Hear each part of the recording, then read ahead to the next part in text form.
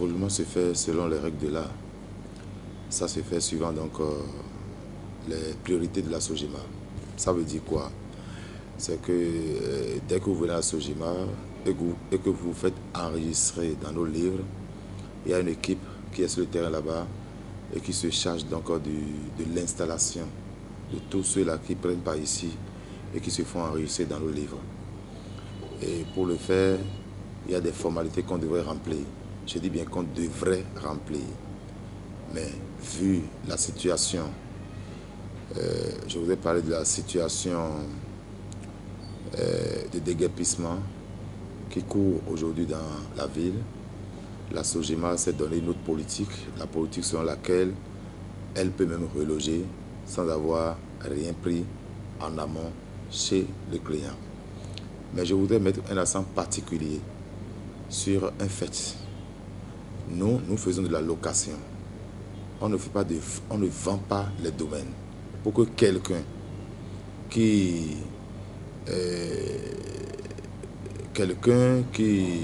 se retrouve dans une situation donc de paiement de caution et d'avance puisse se prévaloir le droit de ce que c'est sa propriété et que personne ne pourra plus lui reprendre.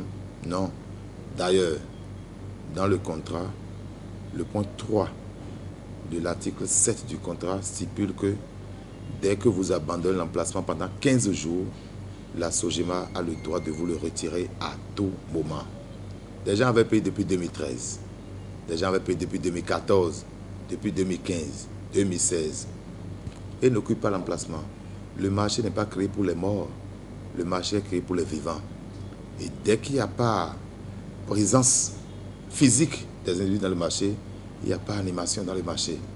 Donc quelqu'un ne peut pas rester chez lui pour dire que c'est son emplacement, personne d'autre ne peut plus l'occuper, je m'inscris en faux. Donc c'est cette nuance-là, c'est cet équivoque-là que je tiens quand même à relever.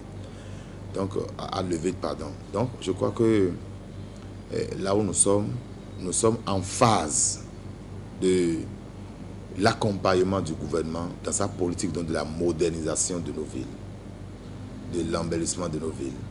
C'est pour ça que nous offrons ce cadre qui pour nous paraît le meilleur à nos usagers pour qu'un nouveau marché soit créé, pour qu'un nouveau marché puisse connaître jour là à Misebo PK3.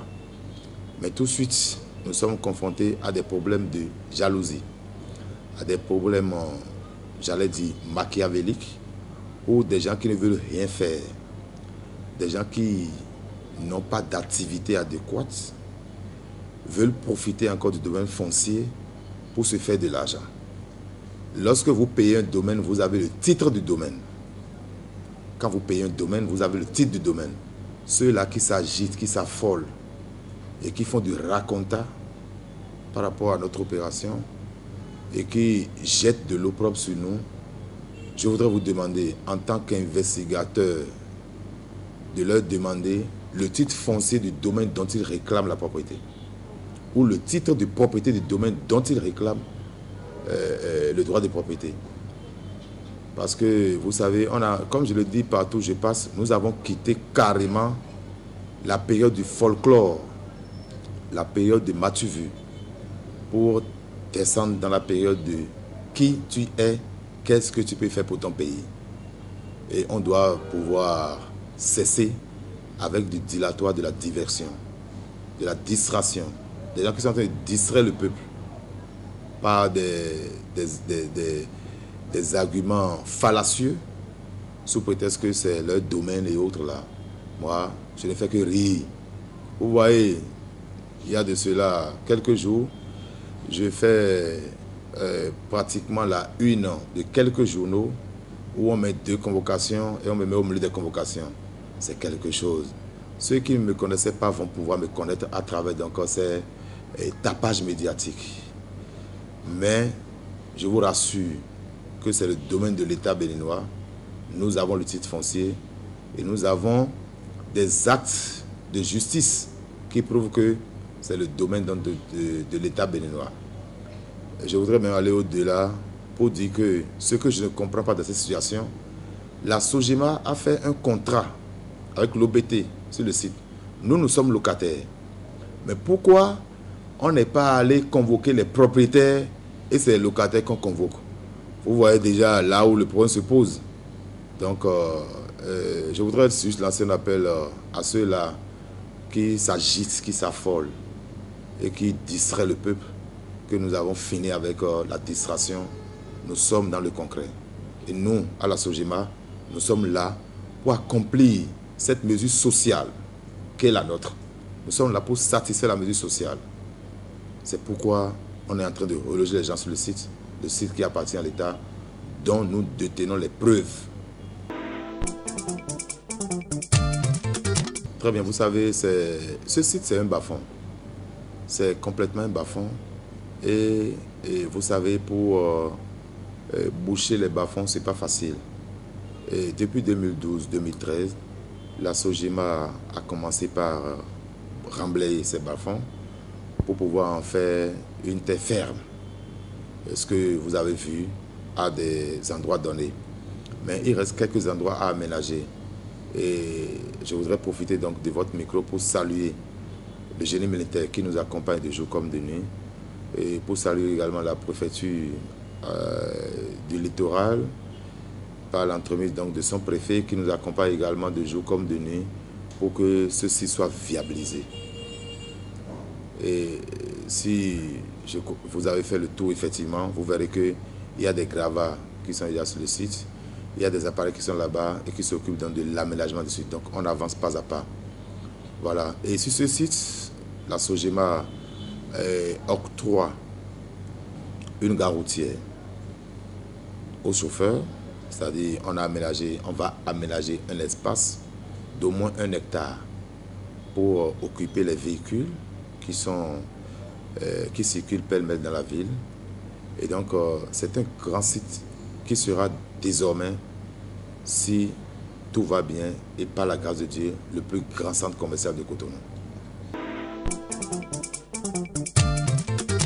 Bon, difficulté, vous savez, ça n'en manque jamais. Là où il faut ordonner, il faut classer, il faut reclasser les hommes, il y a toutes des difficultés. Mais j'avoue que nous n'avons pas de difficultés d'ordre politique. Nous pouvons avoir peut-être des difficultés d'ordre social. Social parce que tout le monde n'a pas les moyens pour pouvoir payer, pour pouvoir répondre aux conditions définies donc par la Sogema. Tout le monde n'a pas ces moyens-là. Mais la Sogema également voit, dans la mesure du possible, ce qu'elle pourra faire pour satisfaire quand même sa clientèle. Et je crois que aussi, autant vous avez les moyens, vous êtes accepté à la Sogema, autant vous n'avez pas les moyens, vous êtes accepté à la Sogema. Je voudrais illustrer mon argumentaire par l'occupation du site par les tailleurs.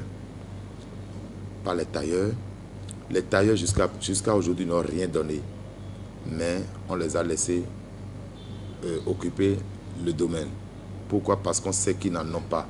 Et c'est après 3 mois que nous allons travailler avec eux, où nous allons nous rapprocher d'eux maintenant pour qu'ils puissent faire les formalités. Donc voilà un peu comment nous fonctionnons actuellement par rapport à ça. Mais le mot d'ordre, c'est de satisfaire le besoin social. Et pour y parvenir, nul ne sert de trop. Nous sommes prêts à tout pour que ce marché-là soit un marché réel. Et d'ores et déjà, je voudrais vous inviter à une grande fête dans ce marché le 1er août prochain. Bon, celui qui dit qu'on l'escroque, c'est la personne qui sait ce qu'elle met dans l'escroquerie. Moi, en ma qualité de directeur général de la Sogema, je défie cet usager qui dira que le directeur m'a pris tant, C'est plutôt nous qui sommes venus mettre fin à cette mauvaise pratique-là qui consiste à escroquer les pauvres usagers à travers donc les comportements des délégués. C'est nous qui sommes venus mettre fin à ça.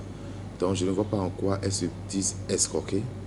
Est-ce qu'elles ont payé et n'ont pas eu leur emplacement? Je ne sais pas, parce qu'elles ne sont pas venues vers moi, c'est vous qui me posez maintenant cette question. Est-ce qu'elles ont été payées et n'ont pas eu l'emplacement? Je ne saurais le dire. Est-ce que c'est une tierce personne qui les rencontre en ville et qui se met à la place de la Sogema? Je ne saurais également le dire. On attend d'abord la plainte en bonne et due forme, la plainte écrite en bonne et due forme de ces derniers, de ces victimes, pour pouvoir ouvrir des enquêtes sur la question.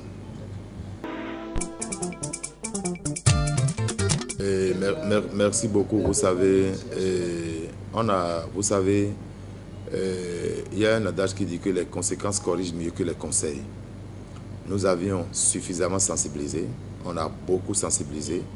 Maintenant, ceux-là qui s'opposent à nos sensibilisations, je crois qu'un jour, c'est ceux-là qui seront perdants. Parce que qu'on le veuille ou non, la zone là sera rasée. C'est une zone qui présente un nid d'insécurité pour notre pays. Donc, qu'on le veuille ou non, ça sera rasé. On a été là-bas avec le préfet pour les sensibiliser. Pourquoi? Parce que c'est des gens qui fonctionnent avec la Sogema. Ils sont nos administrés.